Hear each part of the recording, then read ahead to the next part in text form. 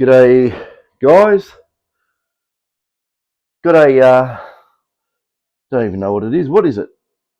I've got a GP 3000 here, and this one looks like it's been through the war zone, if you can have a look at that. Definitely well and truly worn. Even comes with Kalgoorlie dust all over it. But this one here is for a very special, famous Australian prospector. And you could probably think of someone over in Western Australia, and someone who has a bit of an English accent. But they've been in Australia for a long time. So this 3000 is his detector, and I can honestly say he has well used this detector. But he wants to use it for towing behind a quad bike with a big coil, and has asked me to re-engineer the detector in order to be able to set it up for drag coil use. Now, this might, it probably will intrigue you when I show you how much performance you can get out of one of these older detectors. You can probably see on the oscilloscope there's a, I'll zoom it in a bit, you can probably see what we got coming in. I've got the gain on this thing pretty high, but if you can see the waveforms there, you can see them flashing, like, you know, occasionally they go into synchronous, you know, flash, flash, flash, flash, flash, flash. That's power line interference that we have to put up with, and I've got this running in cancel mode at the moment, so we don't have to listen to too much noise. On this, as you can probably see, those very steep receive channel or receive time waveforms there. It basically is just saying that I've got the gain on this crank flat out. So also this detector has variable frequency on it too. We'll go back to the detector. I'll zoom back out, otherwise it won't make much sense of anything. So I'll turn up the volume on this. Well, actually, I'll just turn the gain down. You can probably see on the oscilloscope screen that we flatline it like it's someone who's died on the operating table. So not quite, but to give you an idea of this detector, you can also see on the oscilloscope. I'm just going to turn it off because I'll point this out. This here, this control is variable frequency or variable time base, and these detectors have a phase lock loop system inside the detector, and if you start the detector on, I'll actually show you this, and anyone who has one of these detectors, if you have it modified, okay, if you can see that the waveforms are fairly close together.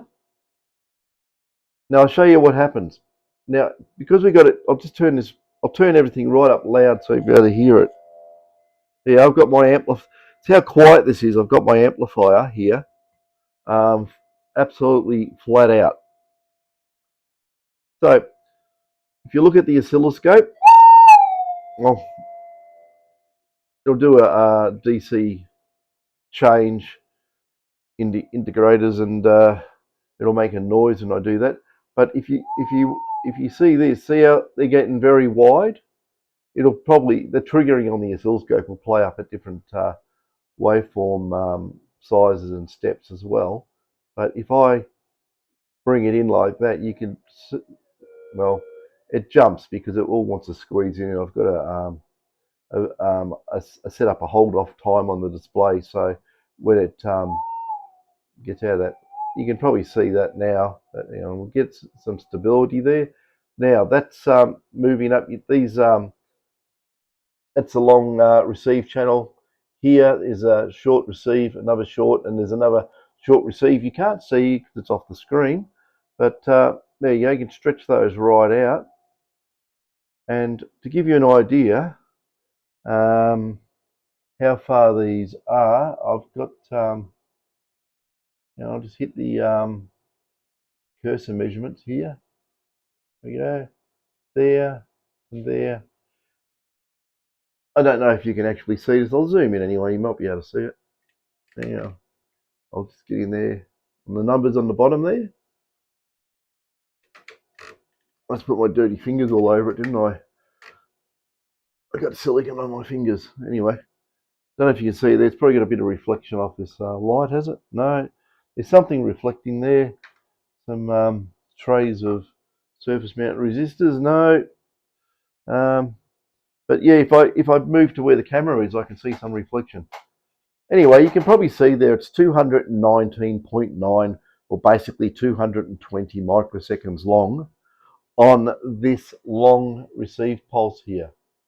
And if I want to adjust the cursors on this, I'll adjust that one across because I've got them linked at the moment. So we go there on that line, and I'll bring this one in. This is stretching out the pulses. This is for big, deep gold with, you set it up for minimal, small target hits. Like if it's lead shot,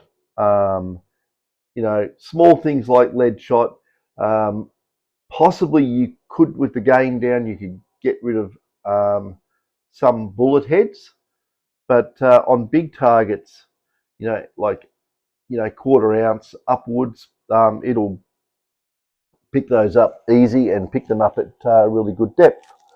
So you can set these old detectors up to use a drag coil, set it up for a low frequency, set up on a big coil, and go hard with a quad bike. So on the small pulse there, what do we got? 70.9645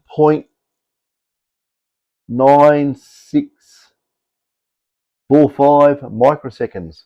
So on the long pulse, that's what they are. There's 70, 71, and 220 on the big. Now, if we want to go and use this for very, very tiny gold, so we want to go and get 0.005s and stuff like that, or buckets of 0.1s. Let's bring the frequency in. Okay, let's re-examine, and I'll bring that across. And we'll look for the little marker. The marker arrows on this are the same color as the display. I can change the display, but the markers change the same color. So, oops, it just changed. So I was getting there. Yeah, this does an automatic calibration. Sometimes the triggering changes when it does that. So we'll get in there. Okay.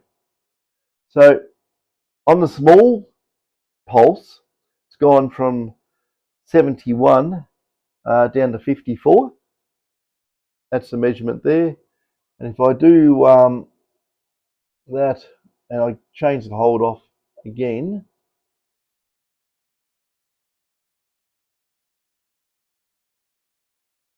and I'll get on the big pulse there, and wind him out.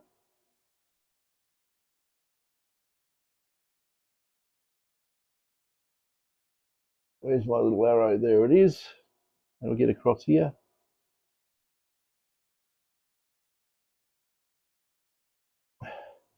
And the large pulse has gone from 220 microseconds down to 176.98, so 177.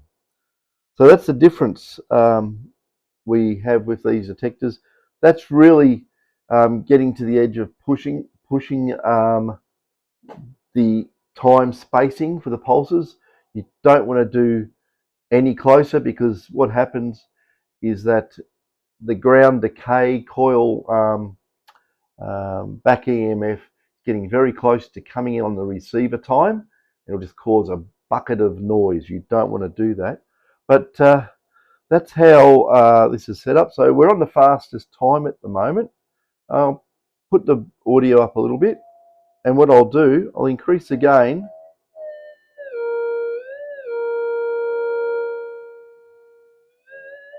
So I've got the gain up. It's got 50 hertz coming in because we're in suburbia. Can't avoid it on the workshop bench. But say we'll get 0. Oops, I'll just get that out. Yeah, get the 0.05, that one. See it there. 0.05 gram. Now, would a old GP detector pick it up? In a lot of cases, it probably won't. Actually, in most cases, it will not pick that up. I'm talking about a standard detector. Okay.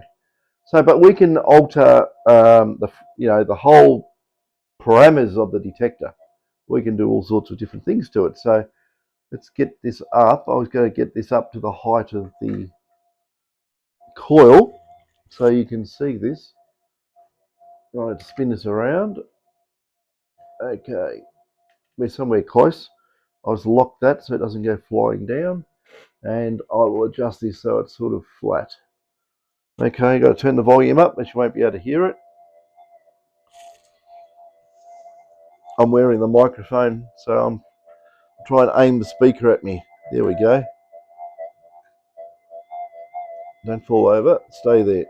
So I got the speaker aimed at me.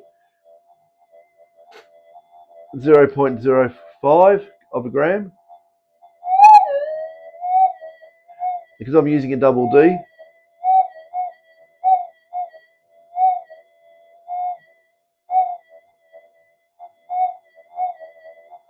I'll try and get to the center of the coil. I'm trying to reach over at the moment from where I'm sitting.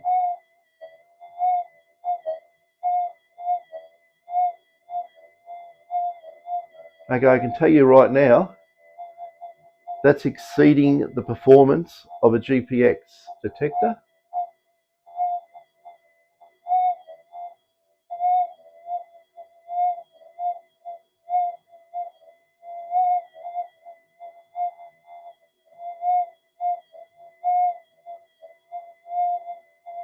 I'm way over the top of the mounts of the detector, the 0.05.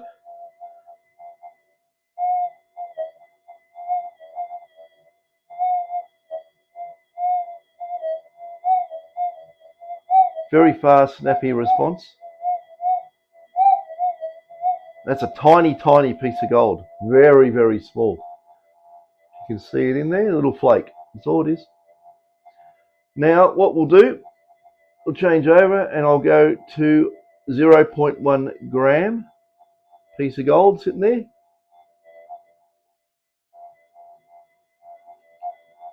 I'll never be a samurai. I can't even use a stick. Okay, here we go. 0.1 of a gram.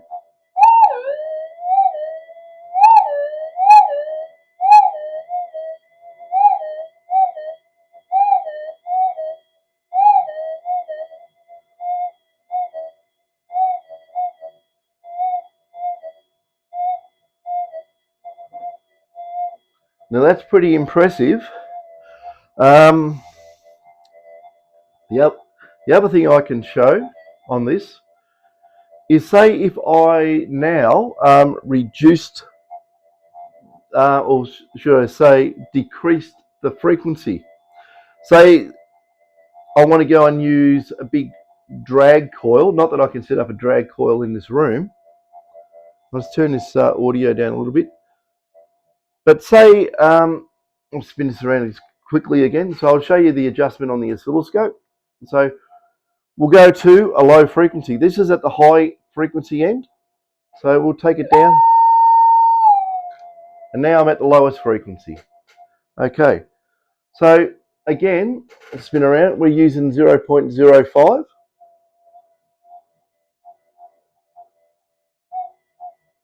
Look how close I've got to get to the coil to hear that.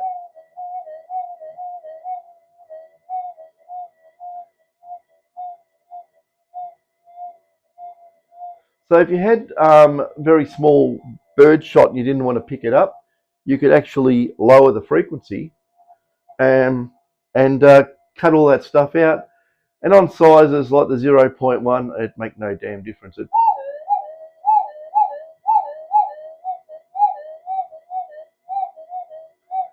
You probably notice the signal intensity is a little bit less.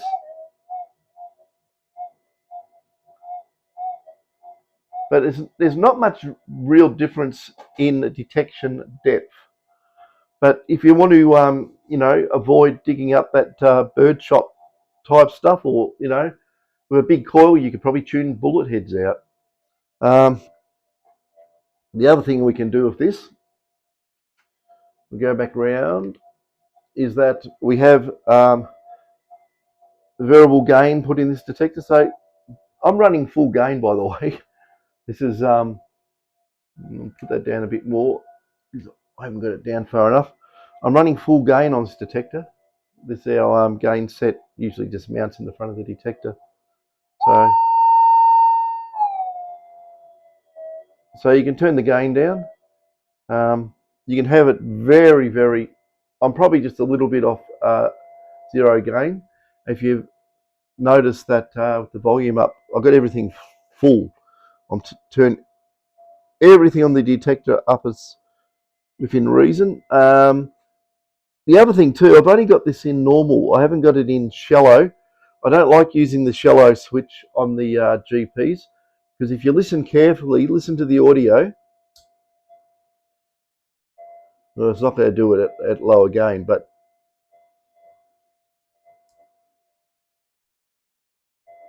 it made a liar out of me. But at higher gain, it gives a real warble to the signal. So you can use it in shallow if you're at lower gain, obviously. Just try to remember half the settings on this. We'll put it into deep. Deep will drop the tone, of course. No, it doesn't, because I probably got the sensitive switch on the front turned on. There you go, I have. Okay, that drops the tone on these. You probably notice on the GPXs you play around with that switch and it drops the tone from normal to deep. These don't. So gives you an idea of how much I run around with GPs. But like I'm saying, a GP, the old GPs can be made into a damn good detector. Really good. There's a few things about the GPs that people should take note of. And I'll just turn this audio down. And the oscilloscope there, the fans in that thing are so noisy as well. So it does make it hard to hear. I think that's probably all I really need to show on that. So I can probably turn it off, and I'll kill that as well. Oh, those LeCroy oscilloscopes, because of, I mean, that's a 1.5 gig thing on the bandwidth, and the fast memory would not be very efficient, and it needs super blast of air to keep it all from doing a meltdown, I suppose.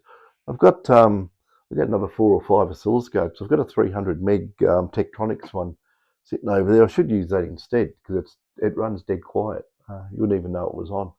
But this thing here, it's very handy when you do an R&D work on detectors, because it shows little artifacts in the signal that you would not normally see. You're saying, oh, but you're not going to see stuff at 1.5 gigs, but that's at 3 dB bandwidth. So it probably gives full signal at 750 megahertz, and you will see signals if there's something strange going on. There's not enough feedback capacitance on the op amps, or or any sort of switching issue, it can set up glitches, and you go, what's making that noise? With a slow oscilloscope, like, you know, your standard 50 meg or something or over, you won't probably see it. So you need a very fast oscilloscope for working on this stuff. It's not that the detector is running very fast, but the artifacts that can be generated within the detector are very fast, very quick, and you know, you want to even look at some very tiny small gold decay rates. You're talking very, very high frequencies when you start. If you try to look at that decay rate, convert it to a sinusoidal type waveform, and it would probably be running in hundreds of megahertz. But we can build these into absolute beast detectors. So I'm I'm not totally surprised. With these GP detectors, I'll give a little bit of an insight. The first blocking MOSFETs are standard 200 volt rated, 1.5 amp.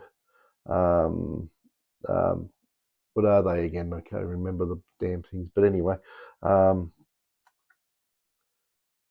yeah, they're probably one of the only FETs around that works in that situation. I've tried other MOSFETs. They do add extra capacitance. They do add some, some are higher resistance as well.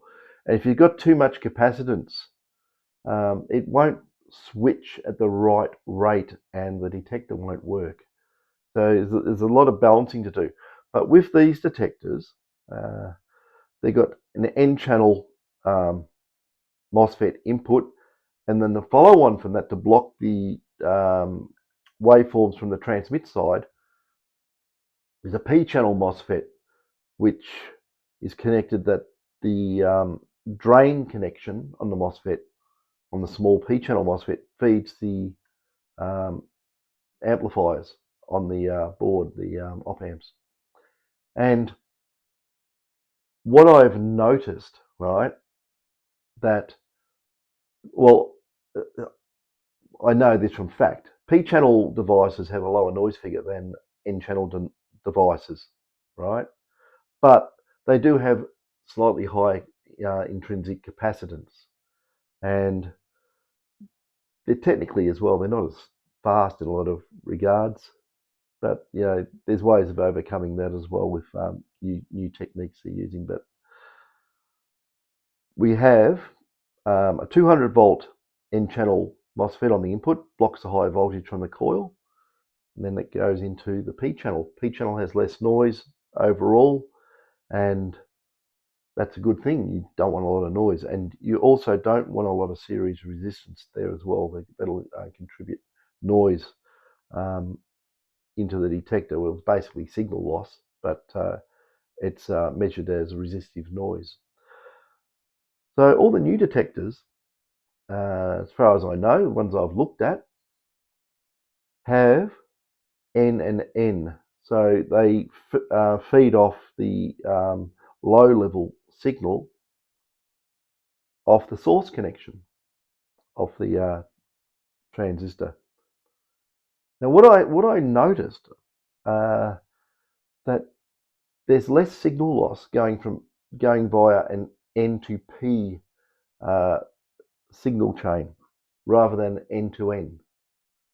So, if you really, really wanted to, you could reconfigure a GPX and get rid of those the small N-channel devices and reconfigure the detector in that. You might have to do a bit of addition and track cutting and so forth, and also get another, or we have to invert the switching as well on the gate of the MOSFET, because it will be switching as an N channel. You don't want that. You want to switch it back so it's 180 degrees out of phase, so it'll actually switch correctly, because it's a P channel, N channel. They're both different.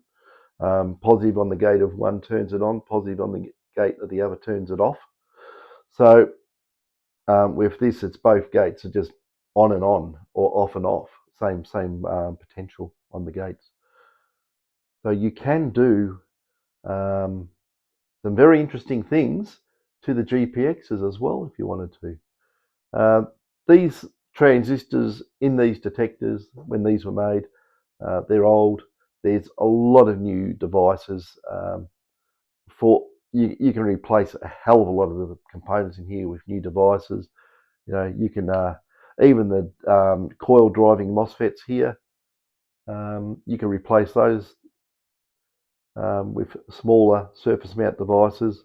Not that there's a provision for mounting a surface mount device on here with required heat sinking, which would probably be a whole heap of through plates through the board. But you know, I'm just saying that there is the possibility you can make up a little subboard and do it. But then again, you've got a heat sinking issue with the surface mount stuff. These transistors here, I should say not transistors, MOSFETs, they have been known to die. I have replaced quite a lot of them over the years. But in the GPXs, I don't see as many dead surface mount MOSFETs. So there is a plus there on the surface mount MOSFETs, obviously. Yeah, but you know, you can get at all this. You can change things. You can change the filtering. You know, you can get in here where these capacitors are. You can change the values. They've got to be, you know, really good capacitors, polypropylenes. You don't want to put horrible, noisy ceramic capacitors or anything with a low, a high dissipation factor in there. These hold charge, and you don't want leakage. So polypropylene is the way to go. You can even use polycarbonates, but you'll never get them in the values, and they'll cost a fortune. So there's that you can do. Changing the frequency, the time base. This has got a stack of low noise amplifiers installed inside the detector. One thing I should say too, this was made for GPX detectors, specifically designed for GPX. And in this detector, I've noticed that when I installed it, it wanted to oscillate on the input of the boards. And I thought it was like a feedback loop, you know, the output getting back into the input or something of that nature, but it wasn't the case. It's actually the oscillation is caused something to do with the P-channel MOSFETs, because she was oscillating on the inputs. It doesn't like the impedance it's looking at. So I had to modify that to get it to work in the GP. Because, I mean, this board, there's 3 boards there actually, and the noise figure of those boards is far lower than anything that has been produced to market, as far as I know, with any detector. This absolutely kills the pig. But you know, an old detector can be made so damn sensitive and relatively very quiet, and you can fully adjust it to go sniping, you know, little tiny gold, or you can set it up to go and put on a drag coil. You know, as a secondary detector, as a backup detector as well. You know, if you're using a GPX that we've upgraded, and you know, you don't want to go and spend the money on another GPX that you know, you want to upgrade, you can get one of these ones really cheap, and we can do the upgrades on one of these as a backup detector. But in a lot of cases, right, if a drag coil, I'll be using this detector rather than the GPX. It's very versatile, and it does have some advantages using it in that situation. We can also fine tune these as well. It's got the 4 potentiometers there, so we can get rid of earth field and so forth at a given you know, part of the range of frequencies. Because they're adjustable, you can't adjust for everything. You can say, oh, look, I really want to do really big gold and I want the detector to be so damn quiet and behaved. We can do that. Or you say, you know, I'm only interested in getting very small gold, you know, like, you know, all the 0.1s and 0.2s and grammars, and, you know, it'll get everything else, of course, but you can optimize it for that size gold. Now, I just realized I've got to do a school run. I've waffled on too long. That's half an hour of waffle. Okay, guys, catches.